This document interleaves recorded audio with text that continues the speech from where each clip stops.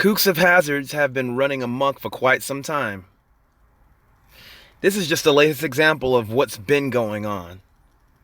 This bitch right here, Gregory Allen Bush, killed two black people in a Kroger market. These black people were minding their own business, shopping and doing what they need to do, and this fucker basically shot them both. Now here's the deal: the news the news has been trying to spin this off as if it's non-racial, but this same bitch, I'm gonna call him that, was trying to get into a black church to do the same thing that Dylan Roof did. This asshole also had a black ex-wife. I don't understand how that could even happen. All of you swirlers, and this is coming from somebody that is not into telling who you should date. I don't care if you interracially date. It's not up to me, it's up to you. But here's the thing that I care about. You getting into a situation where a person they'll say that they love you but hate your people, will get you into the same hate that he will direct it on you. Anyways, there better be some strict consequences with this bitch. Because the thing is, they're already, I'm sure that they're not only spinning it as if it's not racial. I'm sure they're going to try to give him an insanity plea. They better not.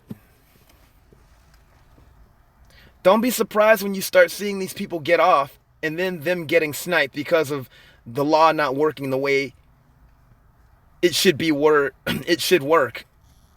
Or some people will say the law is working exactly the way it's been set up to. But I'm speaking in a justice system that has nothing to do with white supremacy. Anyway, moving on from this pig to the next pig.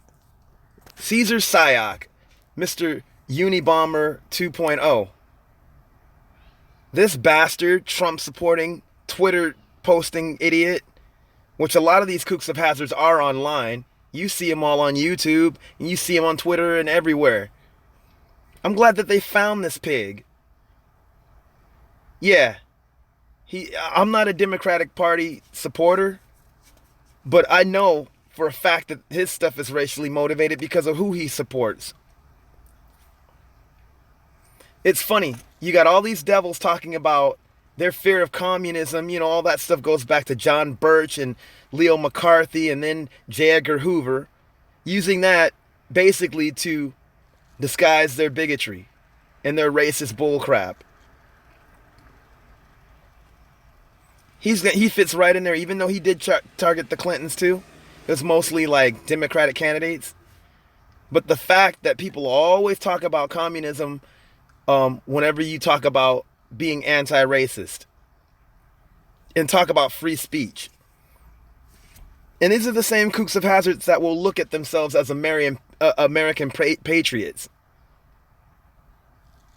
When they're terrorists, all these bastards are fucking terrorists, dude. They're terrorists. And this is one example of many. Moving on to the next Kook of Hazard. This motherfucker is not even an American. He's a Canadian, but he's out here. Gavin McInnes needs to be deported.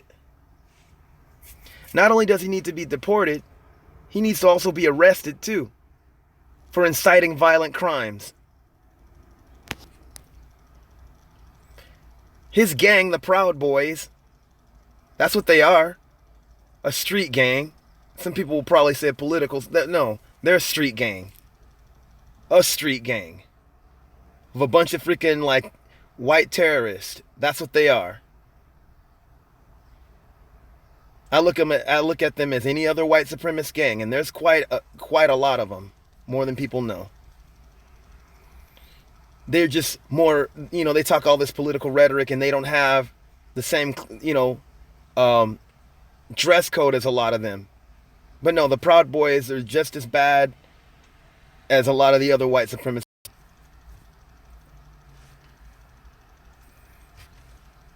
This guy needs to be deported.